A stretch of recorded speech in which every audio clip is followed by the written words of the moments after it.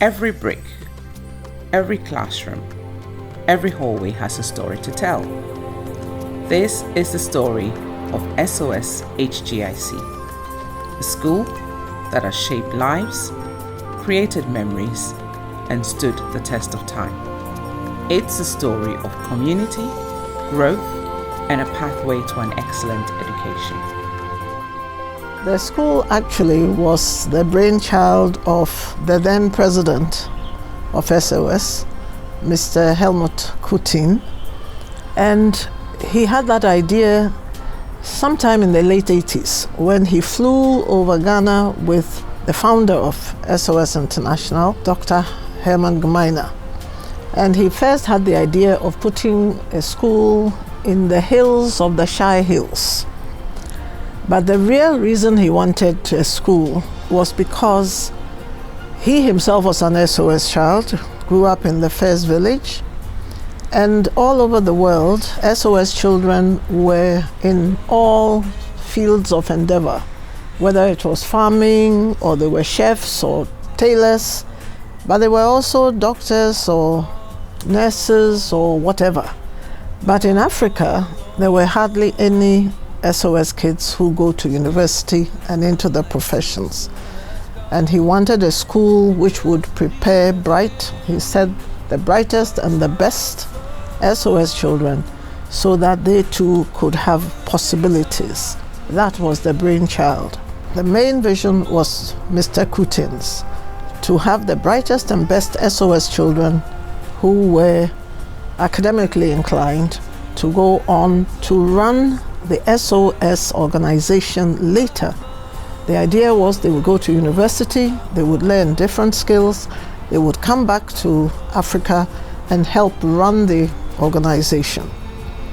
Now, when I got involved with the school, my vision was to have a Pan-African school because the children would be coming from villages all over Africa. And also, we wanted a school where you bred leaders, also to have the beginnings of the African Union my father-in-law talked about. The school was supposed to actually start in the academic year of 1991. But in September, we got a telegram from the then regional director from Innsbruck that he had selected 12 students from Ethiopia, and they would be on the plane on such and such a time, and they arrived on the campus only for us to discover that half of them spoke no English at all and the other half very minimal. So this is really how the school began in 1990, 5th of November. What was interesting was that every year we doubled in size, and as we doubled in size, we got a lot of students from different schools who sort of tried to put their mission and vision in the school.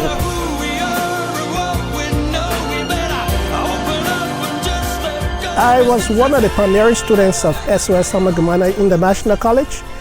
I came here late 1990. We started with the preparatory classes and then started formally in 1991 with the IGCSE class and completed in 1995. When we arrived here, there were a lot of good impressions. First of all, the teachers, the faculty, they were ready to take the journey along with us. They were ready to work with us. So that alone gave a lot of challenges, and that motivated us. Assistant Nkrumah started teaching us English, which was beautiful. She made sure that you are very articulate in her class, gave you a lot of work to do, and then accompanied us along the way. She had a big dream for us. Actually, I didn't know much about myself, should I say. I wasn't so self-aware when I was here. But when I left, that was when I realized the impact the school had had on me. Mrs. Nkrumah wrote a recommendation letter for me, and she described my characteristics, and then she talked about integrity. And I was so, at that time, I didn't realize that I was such a person of integrity. And even now, I think those guiding principles sort of direct the way that I think. They really shaped me.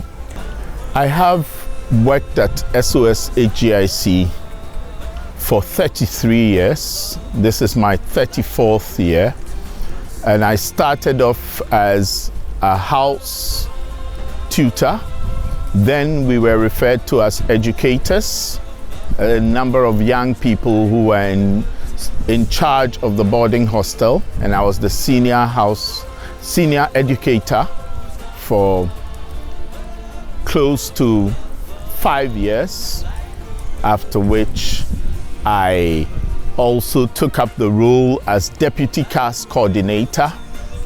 When I arrived, this was a school which was emerging. We had students now coming in from the different countries. I met students from Sierra Leone and Liberia and Ethiopia. We were not getting students from the SOS children's villages. They either had not heard of the school, or their answer was that we have good schools in our countries too. Why should we send our students to Africa? So I had to undertake visits to Zimbabwe, to Kenya, to different African countries to explain to them that this school had been specifically set up with this mission, and that they should tell me which of the good schools their own children were in. And I happen to have lived in Zimbabwe for 7 years, and I knew all the good schools, and I knew that no SOS child went to any of them. And it was in Zimbabwe, it was Mr. Nkomo, who was the vice president at the time, who helped us make inroads into the school. And in Kenya, the then German national director also saw the force of the argument and started to send. So that was one of the major challenges. The second one was that the syllabuses we were doing were totally new. We were the first IGCSE school here. We were the first IB diploma school, and none of the textbooks were available here. The teachers all had to be trained in this syllabus. One other major challenge I would like to mention is that the students from Ghana who began to come to our school, because after the first few years people heard and started to take our entrance exams, had all some foundation which a lot of our SOS children did not have. So we started to bring in the SOS children 2 years before the actual start of the curriculum, so that we could make up the shortfall, especially in math, science, and English. So that program was quite effective in getting our children up to scratch. First-time students began to get into the best universities in America. We sent students to UK, to Germany, to Netherlands.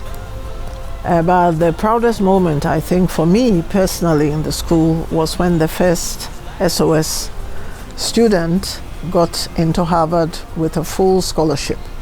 And after that, no SOS student could say, oh, because I'm an SOS child, I cannot achieve this or that. That was a milestone for the school.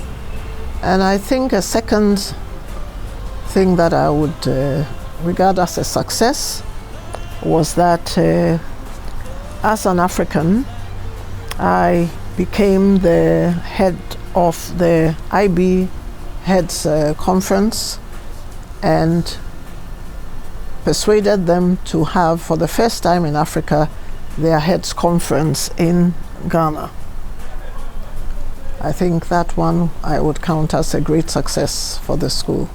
It was a collective effort. Nobody can do such a thing alone. You can give the leadership, but you have to bring the people along with you. And some of the early pioneers, Julian Kitchen, a Scotsman, Mrs. Marte, Titi Ofe, who became principal, a few dynamic people from GIS, among whom was Isaac Quist and Chris Tay, Mrs. Nega from Ethiopia, Mr. and Mrs. George, and also the canteen staff.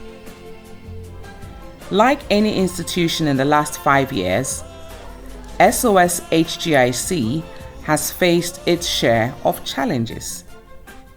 We were plunged into COVID, but our unique circumstances, where a third of our student body had to remain as boarders on campus during the pandemic because they could not leave the country, presented us with an exceptional problem. The border of Ghana was closed, and flights to many African countries were not possible. But through it all, the spirit of the school endured. We powered through and created together, with some very brave and committed staff, as well as our resilient students, a safe and supportive environment through those difficult days and months, and we came through stronger.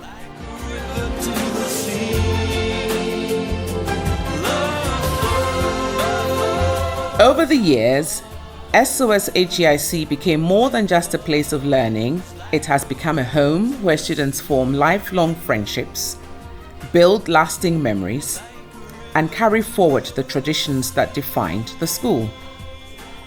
These experiences are nurtured and bloom in the SOS-HGIC hostels, a home away from home. Life at SOS-HGIC goes beyond the classroom. It is at the hostels where students truly engage and learn to live and learn together in an environment that fosters community. The school's vibrant spirit comes to life at the hostels. It is there that the hostel groups, the Spartans, the Vikings, the Titans, and the Trojans engage in healthy competition. They learn how to live with people who are not coming from their comfort zone. They learn to share space with other people. They learn to manage their emotions. They also learn to accommodate other people's excesses. These soft skills are needed in the wider world. So they learn all these soft skills at the hostels.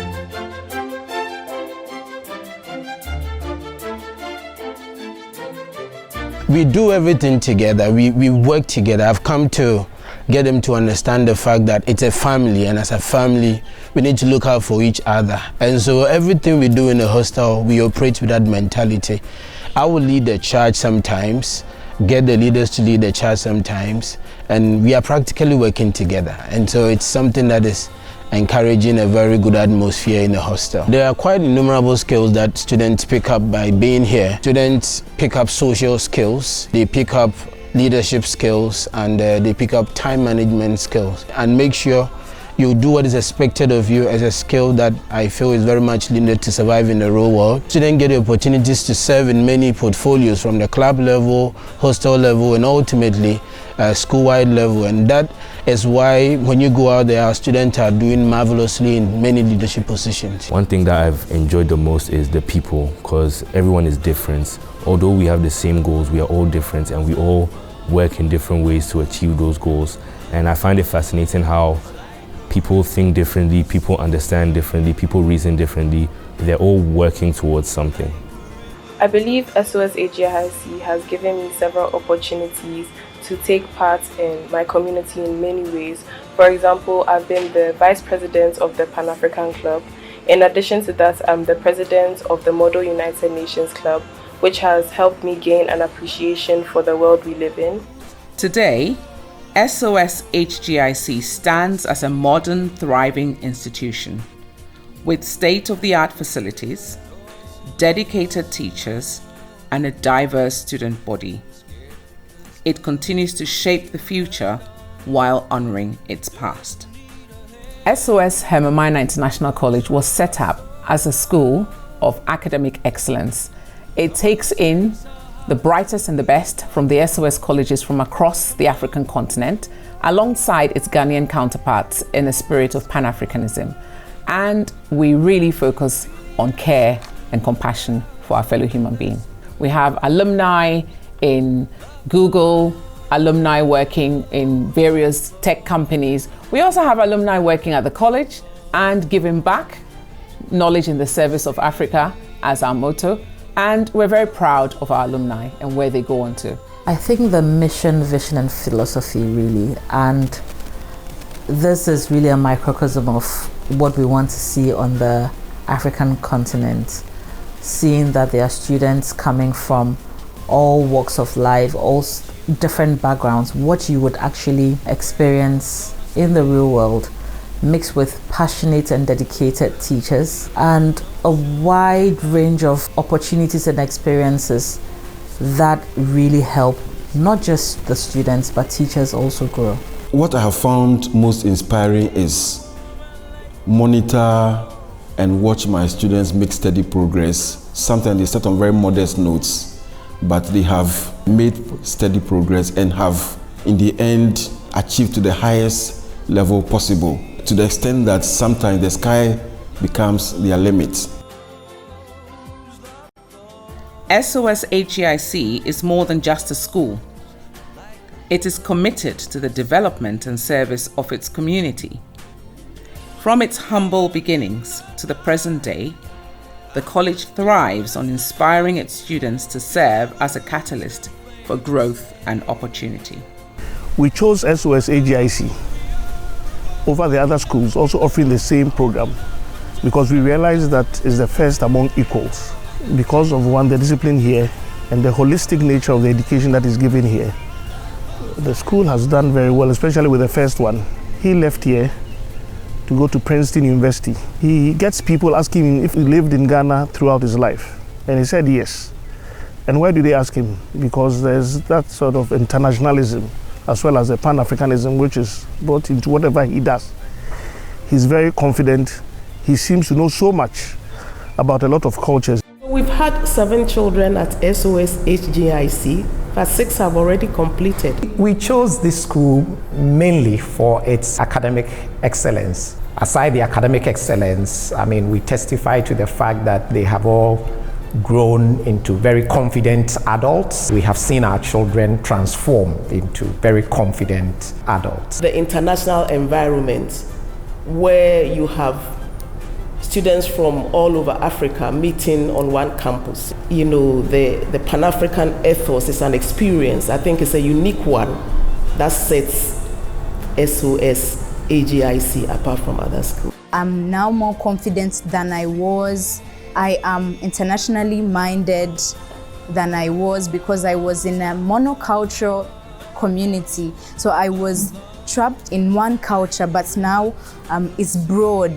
I can see different cultures, diversity of cultures, and I can interact with them as well. Since joining SOS Hamad International College, I have grown as an individual, different people with different perspectives, different backgrounds, and I think this has enabled me to grow as an individual, both educationally and I think generally holistically. The story of SOS-HGIC is far from over. With each new generation of students, the legacy grows stronger. Parents, students, join hands every day to make a small step to make this world a little better.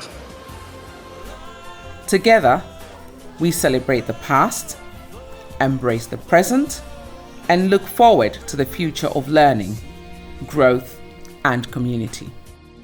This is the history of SOS-HGIC, a history that will continue to unfold one student at a time.